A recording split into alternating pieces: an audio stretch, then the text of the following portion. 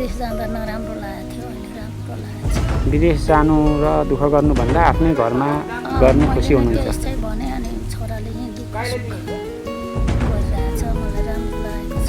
खुसी हुनुहुन्छ? खुसी हुनुहुन्छ।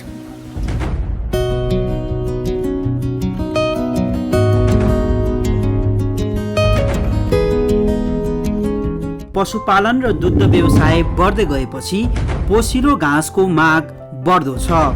घाँसको माग बढ्दै गएपछि व्यावसायिक घाँस खेतीमा किसानहरू आकर्षित भएका छन्।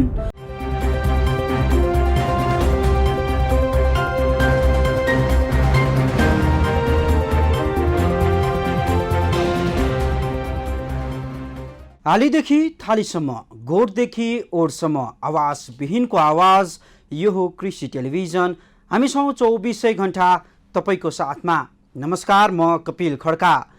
कृषि टेलिभिजनको साप्ताहिक कार्यक्रम डेरी दर्पणमा यहाँहरूलाई स्वागत छ। दर्शकवृन्द, हामी यस कार्यक्रममा समग्र डेरी क्षेत्रमा भएका गतिविधि, प्रगति, समस्या र यससँग सम्बन्धित विभिन्न विषयवस्तु समेट्दै आइरहेका छौँ। सोही क्रममा आजको श्रृङ्खलामा हामी पशु आहाराको बढ्दो मागलाई ध्यानमा राखी व्यावसायिक घाँस खेती कसरी गर्ने, नेपालको भूगोल मौसम अनुसार घाँस खेतीको सम्भावनामा रहेर चर्चा गर्न गइरहेका छौँ। साथै पशुपालन र व्यावसायिक घाँस खेती गर्दै आएकी मोरङ बेलबारीकी सुजता खत्री र उनको पशुपालन प्रतिको लगाव पनि यहाँहरूमाझ राख्न गइरहेका छौँ।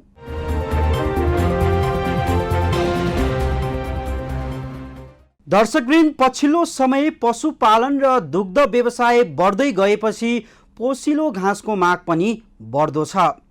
घाँसको माग बढ्दै गएपछि व्यावसायिक घाँस खेतीमा किसानहरू आकर्षित भएका छन्।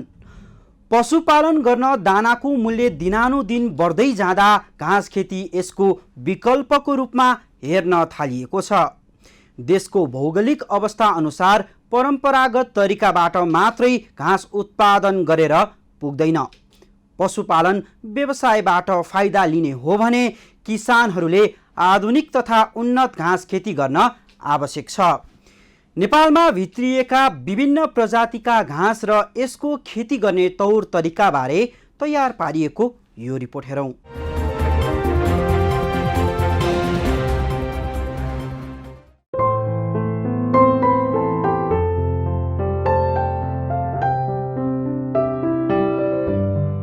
पछिल्लो समय पशुपालन र दुग्ध व्यवसाय बढ्दै गएपछि पोसिलो घाँसको माग बढ्दो छ। घाँसको माग बढ्दै गएपछि व्यावसायिक घाँस खेतीमा किसानहरू आकर्षित भएका छन्।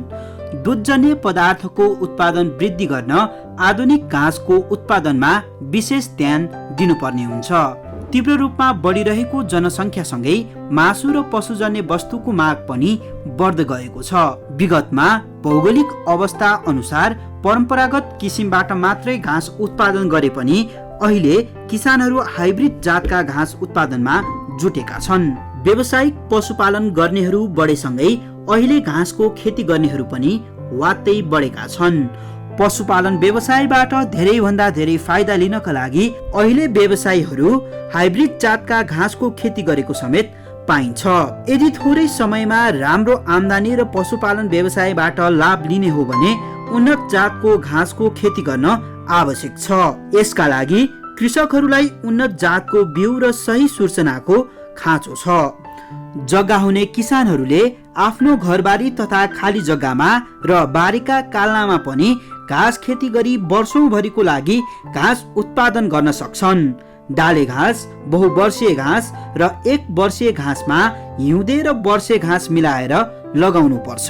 यसो गर्न सके घाँसको अभाव हुँदैन र वन जङ्गलको विनाशमा पनि नियन्त्रण आउँछ।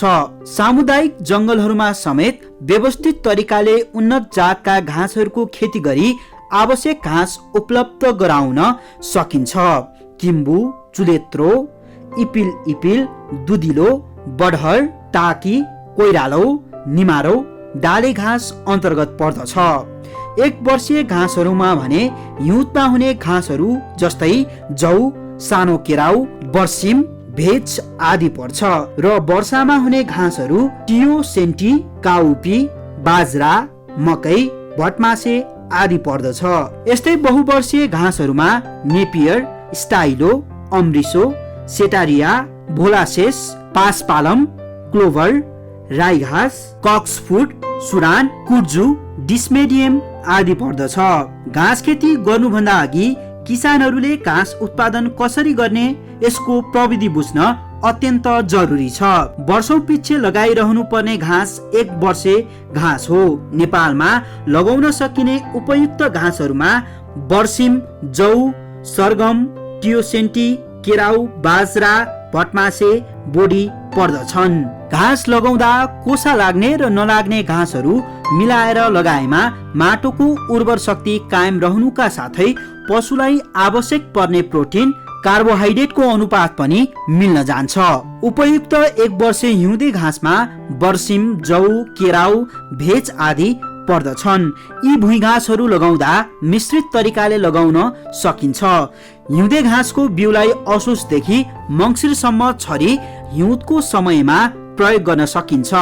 एक वर्षे घाँसमा भटमास, मकै, मकैचरी, जोआर, बाजरा, बोडी आदि पर्दछन्। वर्षे घाँसका बिउलाई सामान्यतया वर्षायाममा घाँसको रूपमा प्रयोग गर्न सकिन्छ। एक पटक लगाएपछि वर्षौंसम्म घाँस उत्पादन गर्न सकिने घाँसलाई बहुवर्षे घाँस भनिन्छ। यस्तो घाँस सार्वजनिक चरन, सामुदायिक वन, खोलाको बगर, खेतबारीको डिल, काल्ला आदिमा लगाउन सकिन्छ।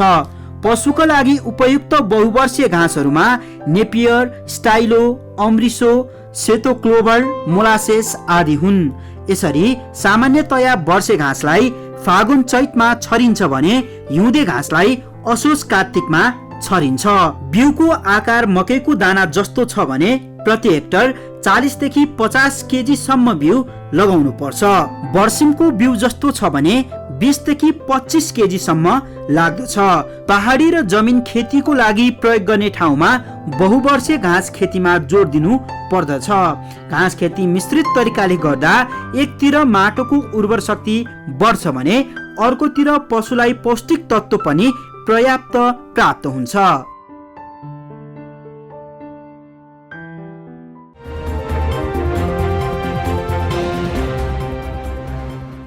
हो, पशुपालन गर्ने हरेक किसानको लागि घाँस खेती अनिवार्य भइसकेको छ। पशुपालनबाट आशातीत लाभ लिन होस् या लागत खर्च कम गर्न नै किन नहोस्, घाँस खेती प्रमुख उपाय प्रमाणित भइसकेको छ। आजभोलि किसानहरू पनि सचेत हुँदैछन्। पशुपालनबाट फाइदा लिन घाँसको महत्त्व बुझेर मोरङ बेलबारीकी सुजता खत्री व्यावसायिक गाई पालनसँगै घाँस खेतीबाट मनज्ञ आम्दानी लिन सफल भएकी छिन्। एउटा गाईबाट सुरु गरेको पशुपालन व्यवसायले उनलाई आम्दानी मात्र दिएको छैन, एक सफल कृषकको रूपमा समेत परिचित गराएको छ। उनले बहुवर्षे र सिजनल घाँसको खेती समेत गरिरहेकी छिन्। व्यवसायिक घाँस खेतीसँगै पशुपालनमा रमाएकी सुजता खत्रीको फार्ममै गएर तयार पारिएको यो रिपोर्ट हेरौँ।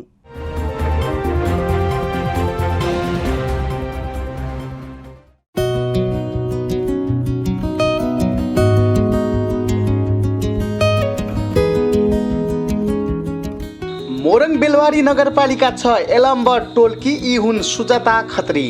उनी आफू मात्र यो पेसामा लागिनन्, उनले 10 वर्षसम्म विदेश बसेका आफ्ना श्रीमानलाई समेत घर फर्काएर यही व्यवसायमा लगाउन सफल भएकी छिन्। एउटा गाईबाट पालन सुरु गरेकी सुजतासँग अहिले गोठमा 15 माउ गाई छन्। उनले गाईको दुधबाट मनज्ञ आम्दानी लिइरहेकी छिन्। त्यसो त उनको सक्षम कृषि फार्ममा गाईका अतिरिक्त लोकल कुखुरा, टर्की, बोयर जातका बाख्रा, बोका पालन गरेका छन्। अहिले उनको फार्ममा 800 कुखुरा र त्यति नै संख्यामा टर्की रहेका छन्। आफ्नो अनुभव बताउँदै सक्षम कृषि फार्मकी सञ्चालिका सुजता खत्री अगाडि भन्छन्। घाटामा थियो अब जस सर 2टा छोराछोरी छन्। मेरो छोरी 16 वर्षकी छिन्, छोरो 5 वर्षको छन्। जस 2टा छोरी पढाउन, लाउन, खान अब मान्छे कामदार जस अहिलेसम्म पुगिरहेको छ। दुःख छैन? खोइ सर अहिलेसम्म अनुभवै गर्न पाएको छैन दुःखको। यो पेसाबाट सन्तुष्ट हुनुहुन्छ? सन्तुष्ट छु सर। पशुपालन तथा कृषि कर्ममा आफूहरूलाई वडा कार्यालयको सहयोग भएपछि प्रोत्साहन पाएको बताउँछिन्। खत्री परिवारले आफूसँग भएको जमिनमा बहुवर्षे र सिजनल घाँसको खेती समेत गरिरहेका छन्। मासिक 50,000 जति पशुपालन गरेरै कमाई गरिरहेको उनी बताउँछिन्। आफूहरूले आफ्ना दाजुको प्रेरणाबाट यो पेसामा लागेको बताउँछिन्। उनका दाजु ग्रामथान 7 मा रहेको जयपति कृषि फर्मका सञ्चालक हुन्। लामो समयदेखि विदेशमा रहेका सन्देश खड्कालाई अहिले आफ्नै देशमा केही गर्न पाउँदा साह्रै खुसी लागेको छ। सुरुमा परम्परावादी शैलीमै गाई पालन गरे पनि पछिल्लो समयमा भने आफूले आधुनिक तथा व्यवस्थित रूपमा गाई पालन गरेको बताउँछन्। वैदेशिक रोजगारमा गएर कमाएको भन्दा आफ्नै परिवारसँग कमाएर रकमको बढी महत्त्व रहेको उनी बताउँछन्। उनको कृषि फर्ममा 2 जना मानिस नियमित रूपमा रोजगार पाइरहेका छन्। सन्देशकी आमा पुण्यकला खत्री पनि छोराले आफ्नै गाउँमा परिवारसँगै काम गरिरहेकोमा खुसी छिन्। राम्रो लागेको छ। विदेश जाँदा नराम्रो लागेको थियो, अहिले राम्रो लागेको छ। विदेश जानु र दुःख गर्नुभन्दा आफ्नै घरमा गर्नु खुसी हुनुहुन्छ। त्यस्तै भने अनि छोराले यहीँ दुःख सुख गरिरहेछ, मलाई राम्रो लागेको छ। खुसी हुनुहुन्छ। खुसी हुनुहुन्छ। पछिल्लो समयमा देशमा केही हुन्न भनेर भयभरको जग्गा जमिन बन्दकी राखेर विदेशिने चलन छ। यस्ता होडबाजी चलन चलिरहेको बेलामा कृषि कर्म गरेर देशमै राम्रो कमाई गरेर राम्रो उदाहरण र प्रेरणा सुजताबाट समाजले सिक्न जरुरी छ।